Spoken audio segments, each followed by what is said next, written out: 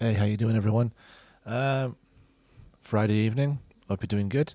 Yeah, so I've seen this video doing the rounds. It's the New York Times interview with Vance, and for those of you who don't know, basically the interviewer was asking about 2020 election and does Vance believe that Trump won the election or lost the election?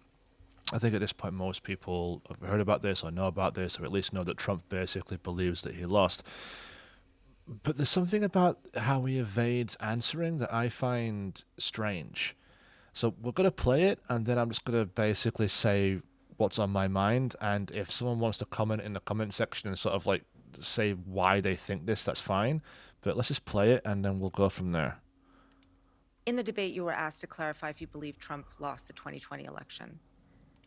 Do you believe he lost the 2020 election? I think that Donald Trump and I have both raised a number of issues with the 2020 election, but we're focused on the future. I think there's an obsession here with focusing on 2020. I'm much more worried about what happened after 2020, which is a wide open border, groceries that are unaffordable. And look, Senator, Lulu, yes or no?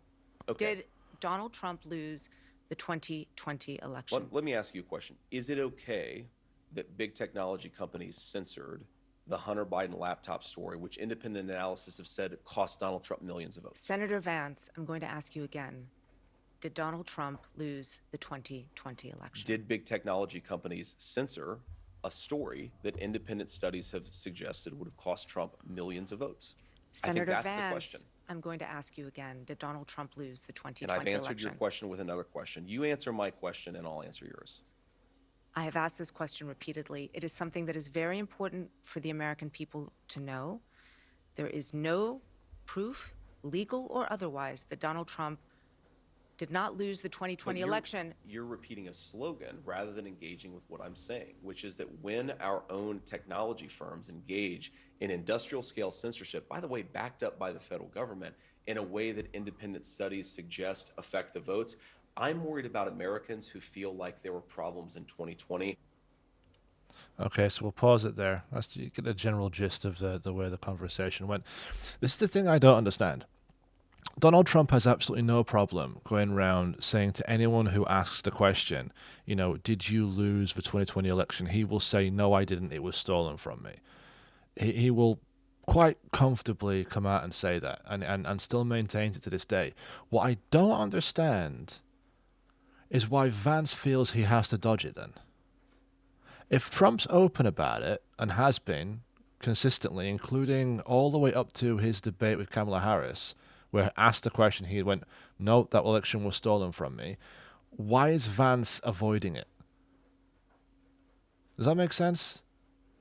Like, what's going on here? Like, is Vance feel like he has to lie to cover for something, or is something else going on, or have they been given like instructions like just avoid it, just avoid it, just avoid it as best you can to try and get past it because they don't want to ruffle feathers and stuff. I don't understand why he can't just come out and say it. I suspect it's because he doesn't believe it and he doesn't want to upset Trump, and so the best way he can do it is just by simply avoiding it. Now, let's be very clear: Trump did lose the election. Biden won.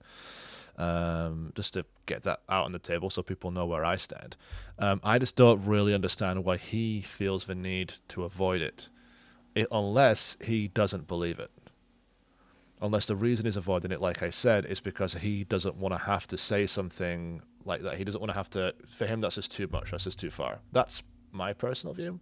I don't know if it's yours, but there was something else in here that he said, and I just want to try and catch that, talking about tech companies. Repeating a slogan rather than firms engage in industrial scale censorship, by the Right. way, backed up by the federal government, in a way that independent studies suggest affect the votes.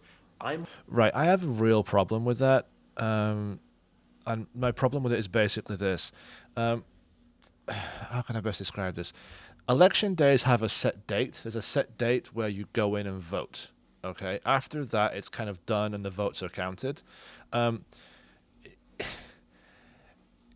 between now and that point where you basically go in and vote, you can think of there are any number of reasons why you can choose to vote. You can vote for someone because you like the color of their hair. You can vote for someone because there's a book they read. You can vote for someone because you like the sound of their voice.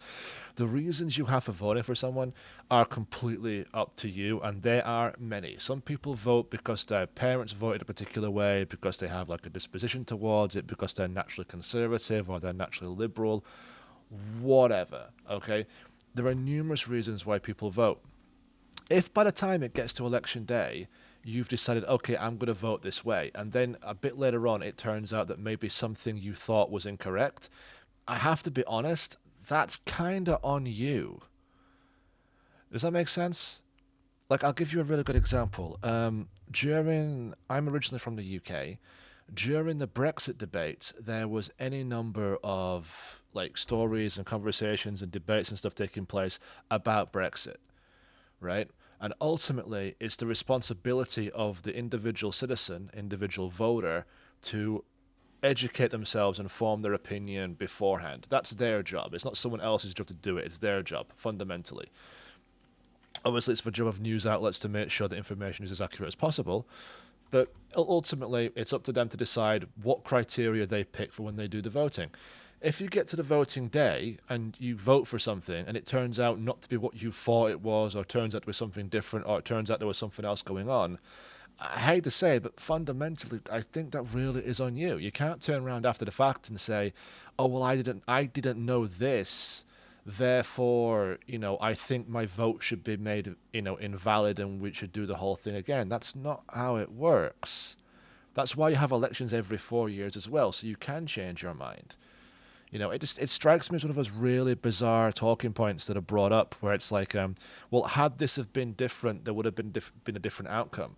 Well, sure, but that's not how things played out, and people made the decisions based on the things they felt were important, and they went to the polling booth. That's it. That's how it works. Um, so yeah, I guess that's just my two feelings on it. So hey, look, let me know what you think, and take care. Thanks very much.